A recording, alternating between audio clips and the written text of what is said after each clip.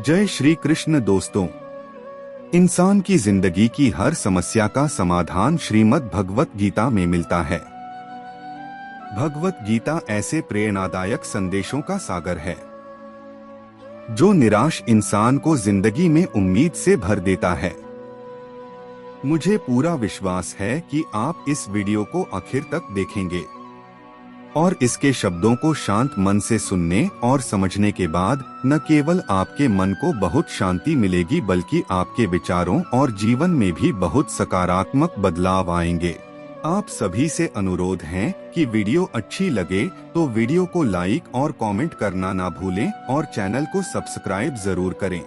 भगवद गीता अध्याय 1 श्लोक 10। अपर्याप्तम तदस्माकं बलं भीष्माभिरक्षितम् पर्याप्तं त्विदमेतेषां बलं भीमाभिरक्षितम्। सरल अर्थ है, भीष्म के संरक्षण में होने पर भी हमारी सेना मुझे अपर्याप्त लगती है और भीम के संरक्षण में पांडवों की सेना पर्याप्त प्रतीत होती है। दुर्योधन के पास सब कुछ है, भीष्म जैसे महावीर, विशाल सेना, अनुभवी गुरु, संसाधन और संख्या, फिर भी वह कहता है अपर्याप्त। यह बताता है कि विश्वास बाहर से नहीं आता। अगर भीतर डर बैठा हो तो सबसे मजबूत सहारा भी कमजोर लगने लगता है। आज के जीवन में अच्छी डिग्री के बाद भी आत्मसंदेह, बड़ा पद होने पर भी असुरक्षा, टीम होने पर भी अकेलापन, सबका कारण एक ही है, आंतरिक स्थिरता का अभाव। दूसरी ओर भीम केवल एक व्यक्ति है, पर उसका नाम सुनते ही दुर्योधन को पर्याप्तता दिखती है, क्योंकि आंतरिक शक्ति बाहरी संख्या से अधिक असर डालती है। जब आप खुद पर भरोसा नहीं करते तो साधन कम लगते हैं, और जब भरोसा होता है तो कम साधन भी पर्याप्त लगते हैं। इस श्लोक में दुर्योधन अपनी सेना का मूल्यांकन अपने आप से नहीं, दूसरों से तुलना करके कर रहा है। हमारे पास भीष्म है, फिर भी कम, उनके पास भीम है, इसलिए पर्याप्त। समस्या सेना में नहीं, तुलना की आदत में है। आज हम भी यही करते हैं।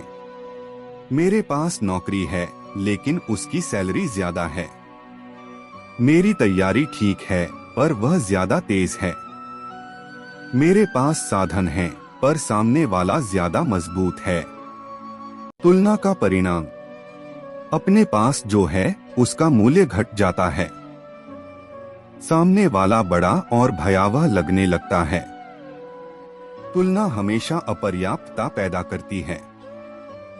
भीष्म का महत्व कम नहीं हुआ, पर तुलना ने दुर्योधन की दृष्टि बिगाड़ दी। सीख, जब आप अपनी यात्रा को दूसरों की यात्रा से तौलते हैं तो मन कभी संतुष्ट नहीं होता। गीता हमें सिखाती है, बाहरी शक्ति तभी काम आती है जब भीतर विश्वास हो। तुलना शक्ति नहीं, डर बढ़ाती है। पर्याप्तता मन की अवस्था है, संख्या की नहीं। जीवन के लिए एक प्रश्न, जब आप कहते हैं सब कुछ होते हुए भी कम लग रहा है, तो रुककर पूछिए, कमी सच में साधनों में है या मेरे दृष्टिकोण में? यहीं से गीता जीवन में उतरती है। भगवद गीता अध्याय 1 श्लोक 11। अयनेषु च सर्वेषु यथा भागम स्थिताः भीष्ममेवाभिरक्षन्तु भवन्तः सर्व एवं। सरल अर्थ है, आप सभी अपनी अपनी जगहों पर पूरी सावधानी से स्थित रहकर केवल भीष्म पितामह की ही रक्षा करें। अब ध्यान दीजिए, यह श्लोक रणनीति नहीं, डर से उपजा आदेश है। डर नेतृत्व को नियंत्रित करने लगता है। पिछले श्लोक में दुर्योधन कह चुका है, हमारी सेना मुझे अपर्याप्त लगती है, और अब वह क्या कर रहा है? वह सबको भीष्म की रक्षा करने का आदेश दे रहा है। यह बहुत सूक्ष्म मनोविज्ञान है। भीष्म सबसे वरिष्ठ हैं, सबसे शक्तिशाली हैं, युद्ध कला में अद्वितीय हैं। फिर भी दुर्योधन को डर है, अगर भीष्म कमजोर पड़ गए तो सब कुछ ढह जाएगा। यानी पूरा तंत्र एक व्यक्ति पर टिक गया है। आज के जीवन में भी यही होता है। अगर ये मैनेजर चला गया, सब बिखर जाएगा। अगर ये कमाई बंद हुई, सब खत्म। अगर ये रिश्ता टूट गया, मैं कुछ नहीं रहूंगा। यह सोच बताती है हमने आधार बहुत संकीर्ण बना लिया है। सीख, जब डर बढ़ता है तो नेतृत्व संतुलन नहीं, अतिरिक्त सुरक्षा मांगने लगता है। असुरक्षा सबसे मजबूत को भी बोझ बना देती है। भीष्म रक्षा के योग्य नहीं, बल्कि रक्षा देने वाले हैं। पर दुर्योधन की दृष्टि में भीष्म अब शक्ति नहीं, कमजोर कड़ी बन गए हैं। यह बदलाव भीष्म में नहीं, दुर्योधन के मन में है। आज भी ऐसा होता है। अनुभवी व्यक्ति को रिस्क मानना, वरिष्ठ को पुराना समझना, मजबूत रिश्ते को डर का कारण बना लेना। जब भीतर विश्वास नहीं होता तो मजबूत चीज भी संभालने की वस्तु बन जाती है। जो सहारा है वही चिंता बन जाता है। असुरक्षा शक्ति का अर्थ बदल देती है। सीख, जिस दिन आप किसी ताकत को बचाने की चीज समझने लगते हैं, उस दिन आप भीतर से हारने लगते हैं। दुर्योधन कहता है, सब लोग अपनी अपनी जगह पर स्थित रहो। ऊपर से यह अनुशासन लगता है, पर भीतर कारण अलग है। वह नहीं चाहता कोई स्वतंत्र निर्णय ले, कोई पहल करे, कोई परिस्थिति बदल दे, क्योंकि डर नियंत्रण चाहता है। आज के सिस्टम में भी डर से भरा बॉस माइक्रो मैनेज करता है। असुरक्षित माता पिता बच्चों को बांधते हैं। भयभीत व्यक्ति बदलाव से रोकता है।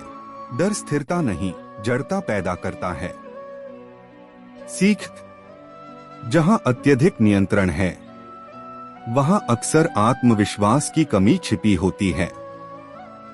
यह श्लोक बताता है, जब मन डरता है तो वह ताकत को भी खतरा मानने लगता है। असुरक्षा सबसे मजबूत स्तंभ पर पूरा भार डाल देती है। डर से दिया गया आदेश व्यवस्था नहीं, तनाव पैदा करता है। गीता यहाँ युद्ध नहीं, नेतृत्व और मनोस्थिति का अध्ययन कर रही है। जीवन के लिए गहरा प्रश्न, क्या आपके जीवन में कोई एक व्यक्ति, एक साधन या एक स्थिति ऐसी है जिसके बिना आपको लगता है सब टूट जाएगा? अगर हाँ, तो समस्या उस चीज में नहीं, आपके भीतर की असुरक्षा में है। यहीं से गीता केवल ग्रंथ नहीं, आत्मनिरीक्षण की प्रक्रिया बन जाती है। भगवद गीता अध्याय 1 श्लोक 12, तस्य संजन्यन हर्षं कुरुवृद्धः पितामहः सिंहनादं विनद्योच्चैः शंखं दध्मौ प्रतापवान। सरल अर्थ, दुर्योधन के हर्ष उत्साह को बढ़ाने के लिए कुरुवंश के वृद्ध पितामह भीष्म ने सिंहनाद के समान ऊंचे स्वर में अपना शंख बजाया। अब ध्यान दें, यह श्लोक उत्साह का नहीं, उत्साह पैदा करने की कोशिश का वर्णन है। दुर्योधन भीतर से आश्वस्त नहीं है। यह हम पिछले 2 श्लोकों में देख चुके हैं। अब क्या होता है? भीष्म शंख बजाते हैं, सिंहनाद जैसा गर्जन होता है। उद्देश्य साफ है, डर को दबाओ, उत्साह दिखाओ। लेकिन ध्यान दीजिए, यह उत्साह स्वाभाविक नहीं, उत्पन्न किया गया है। आज के जीवन में मीटिंग से पहले जोरदार भाषण, भीतर डर हो, बाहर मोटिवेशनल नारे, टूटती स्थिति में सब ठीक है का शोर। शोर अक्सर इस बात का संकेत होता है भीतर की आवाज कमजोर पड़ रही है। सीख, जहां आत्मविश्वास होता है वहां शोर की जरूरत नहीं पड़ती, और जहां शोर बहुत है वहां भीतर कुछ डगमगा रहा होता है। यह श्लोक कहता है, दुर्योधन के हर्ष को बढ़ाने के लिए भीष्म ने शंख बजाया। यह बहुत मानवीय है। भीष्म जानते हैं दुर्योधन असुरक्षित है, उसका मन डगमगा रहा है। तो वे क्या करते हैं? वे उसे मानसिक सहारा देते हैं।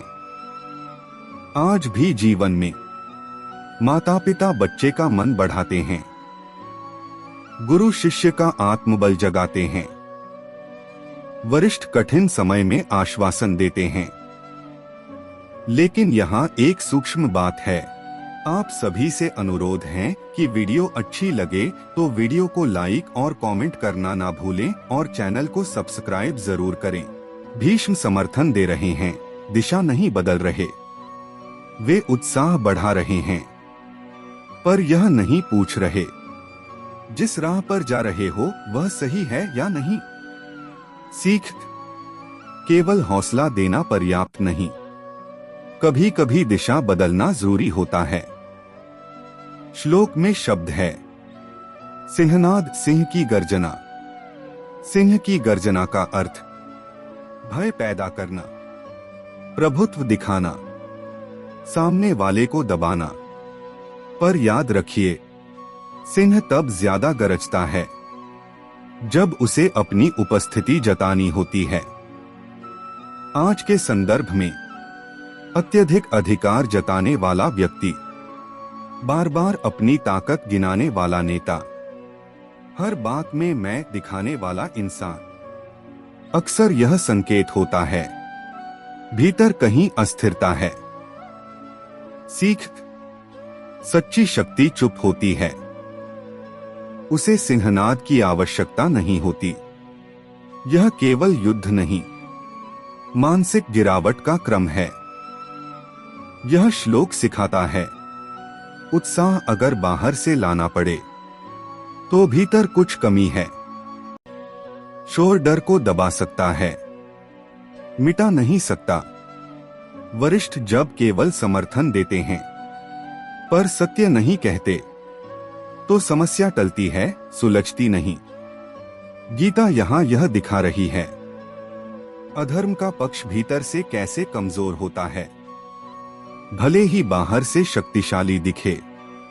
जीवन के लिए प्रश्न, क्या आपके जीवन में कभी आप भीतर से असमंजस में थे लेकिन बाहर से जोश दिखा रहे थे?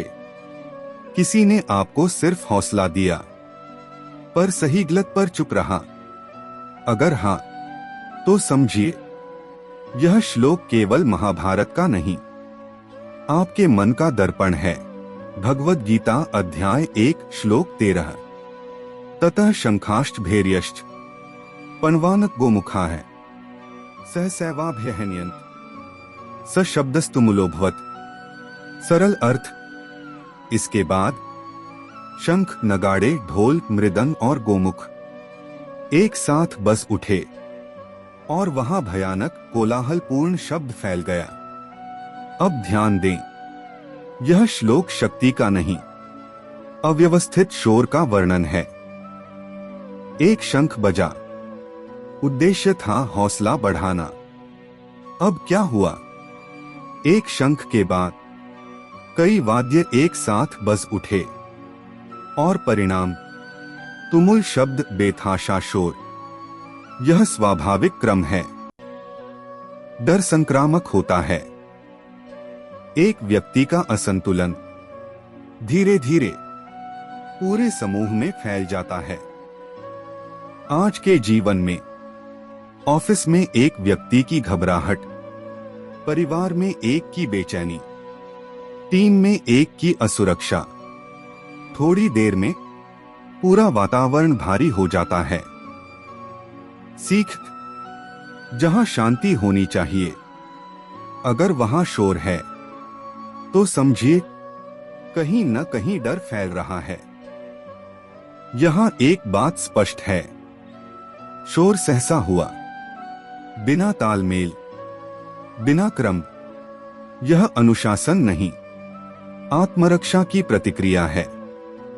आज भी बहुत ज्यादा मीटिंग्स, अनावश्यक नियम, हर समय व्यस्त दिखना, ये सब संकेत हो सकते हैं। हमें खुद नहीं पता स्थिति संभाल में है या नहीं। जब भीतर स्पष्टता नहीं होती तो बाहर गतिविधि बढ़ा दी जाती है। सीख, काम की अधिकता हमेशा दक्षता नहीं दिखाती, कभी कभी वह भ्रम छुपाती है। श्लोक कहता है, शब्द तुमुलोभवत, अर्थात शोर डरावना था। पर याद रखिए, शोर डर पैदा कर सकता है, पर शक्ति पैदा नहीं करता। शक्ति होती है संयम में, स्पष्टता में, मौन के पीछे के आत्मविश्वास में। आज के संदर्भ में जो सबसे ज्यादा बोलता है वह जरूरी नहीं सबसे मजबूत हो। जो सबसे ज्यादा दिखाता है वह जरूरी नहीं सबसे सक्षम हो। सीख, शक्ति शांत होती है, शोर केवल उसकी नकल करता है। यह केवल युद्ध का आरंभ नहीं, मानसिक असंतुलन का विस्फोट है। यह श्लोक सिखाता है, जहां भीतर शांति नहीं, वहां बाहर शोर बढ़ता है। सामूहिक हंगामा अक्सर व्यक्तिगत डर से जन्म लेता है। शोर से स्थिति टल सकती है, सुधर नहीं सकती। गीता यहां संकेत दे रही है, अधर्म का पक्ष जितना जोर से बजता है, भीतर से उतना ही खाली होता है। अपने जीवन में देखिए, क्या कहीं आप शांति की जगह शोर से काम चला रहे हैं? क्या किसी स्थिति में बहुत कुछ हो रहा है पर दिशा स्पष्ट नहीं? अगर हां, तो यह श्लोक आपको रुककर भीतर देखने का संकेत दे रहा है। आप सभी से अनुरोध है कि वीडियो अच्छी लगे तो वीडियो को लाइक और कमेंट करना ना भूलें और चैनल को सब्सक्राइब जरूर करें।